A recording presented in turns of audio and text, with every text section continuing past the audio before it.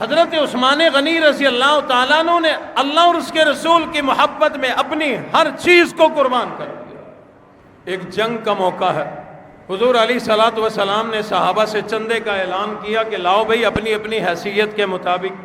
سب نے دیا۔ حضرت عثمان غنی کھڑے ہوئے، کہا آقا 100 اونٹ سامان سے لدے ہوئے میرے، قیمت تو بناؤ، پڑھا لکھا زمانہ ہے آج کے دور میں، کتنے لاکھوں کروڑوں کا مال دیا ہوگا، 100 اونٹ بھی اور سامان، راشن، تلوار، تیر، ضرورت کی چیزیں سب اس پہ لدی ہوئی ہوں گی تاکہ صحابہ کے کام آئے۔ حضور نے فرمایا جزاک اللہ، اللہ تجھے جزا عطا فرمائے۔ اور بھائی کوئی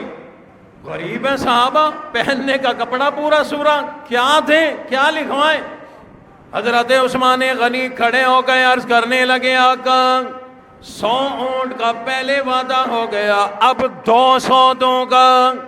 200 اونٹوں کے راشن بھی ہوگا، غلہ بھی ہوگا، سامان بھی ہوگا، ضروریات زندگی بھی اس پہ لدی ہوئی ہوگی، آپ کو دے دوں گا، جیسے مرضی خرچ کریں، صحابہ کو دے دیں جتنا جتنا مرضی دے دیں۔ امام الانبیاء کے چہرے پہ مسکراہٹ آ گئی، فرمایا میرا اللہ تجھے جزا عطا فرمائے۔ حضور علیہ السلام نے فرمایا اور کوئی ہے بھائی، اور کوئی دے دے، تاکہ اللہ کی راہ میں جہاد کرنا ہے، جنگ کرنی ہے، کفر نے للکارا، اسلام کو تیاری ہو جائے۔ حضور علیہ الصلوۃ والسلام نے دوبارہ جب اعلان کیا اور کوئی کھڑا نہیں ہوا، حضرت عثمان غنی کھڑے ہو گئے، عرض کرنے لگے آقا ایک اعلان سن لیں، پھر اگلی بات بعد میں کروں گا۔ امام الانبیاء نے فرمایا بتاؤ، کہنے لگے اے اللہ کے حبیب نبی 300 اونٹ سامان کے لدے ہوئے دوں گا، مجھے اجازت دو، میں بھی تھوڑی دیر میں آتا ہوں۔ گھر چلے گئے،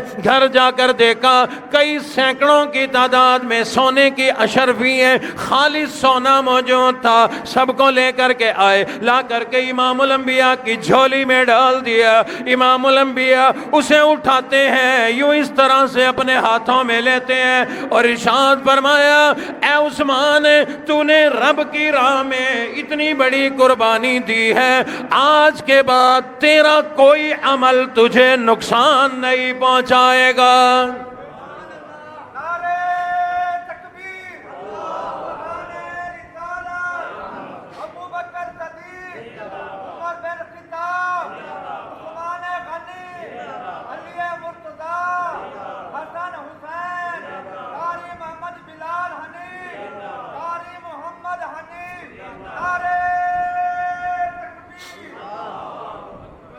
اللہ اکبر، یہ بڑا عجیب جملہ ہے جو حضور نے ارشاد فرمایا،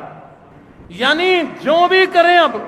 میں صرف وضاحت سمجھانے کے لیے کہہ رہا ہوں، صحابہ میں اللہ نے ایسا کوئی جذبہ رکھا ہی نہیں تھا کہ گناہوں کی طرف جائیں، اللہ نے انہیں محفوظ کیا تھا گناہوں سے، معصوم تو نہیں تھے نبیوں کی طرح، لیکن اللہ نے صحابہ کو محفوظ کیا تھا گناہوں سے۔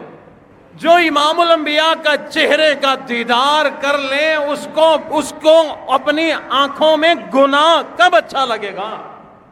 گناہ کی طرف اس کا ہاتھ کیوں بڑھے گا؟ حضرت عثمان غنی رضی اللہ تعالیٰ عنہ فرماتے ہیں لوگوں، یہ میرا ہاتھ، یہ میرا سجا دایاں ہاتھ، جس دن میں نے کلمہ پڑھا تھا، مسلمان ہوا تھا، حضور کے دستے مبارک پہ یوں رکھا تھا، حضور کا دستے مبارک میرے ہاتھ سے لگا تھا، اس دن سے لے کے آج کے دن تک میں نے اپنے اس ہاتھ کو اپنی شرمگاہ سے نہیں لگنے دیا۔ جس کا ہاتھ اتنا محفوظ ہے اس کا دل کتنا محفوظ ہوگا، اور جس کا ہاتھ اتنا محفوظ ہے اس کی آنکھیں کتنی محفوظ ہوں۔ حضرت عمر رضی اللہ تعالیٰ عنہ فرماتے ہیں یہ بڑے عجیب لوگ تھے،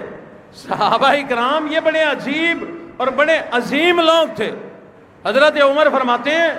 جس دن سے میں نے کلمہ پڑھا اور آج کا دن آ گیا، یہ ان کے زمانہ خلافت کی بات ہے، کتنا عرصہ گزر گیا، ابتدائی اسلام میں ہی، شروع کے دنوں میں ہی مسلمان ہونے والوں میں سے ہیں، ان کے اسلام لانے کا واقعہ مشہور ہے، آپ سنتے رہتے ہیں۔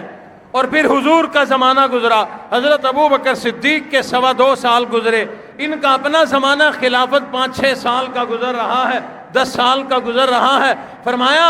اس دن سے لے کر جس دن میں نے کلمہ پڑھا تھا اس دن سے لے کے آج کا دن آ گیا، میرے گناہ لکھنے والے فرشتے کو قلم اٹھانے کی ضرورت پیش نہیں آئی۔ یہ اتنی بڑی ضمانت اور گارنٹی حضور نے عطا فرمائی کہ اے عثمان جو مرضی کرتا پھرے، ما زار بعد الیوم، آج کے دن کے بعد کوئی عمل بھی عثمان کو نقصان نہیں پہنچائے گا۔